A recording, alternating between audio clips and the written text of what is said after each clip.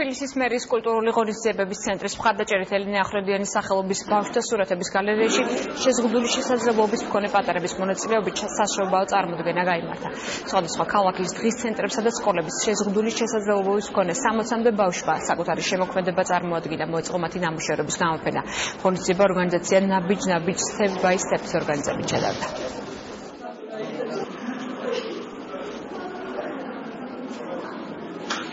ტარდება შემოქმედებითი სახალხო ღონისძიება შეზღუდული შესაძლებლობის მქონე მოზარდებისა და ახალგაზრდების მონაწილეობით.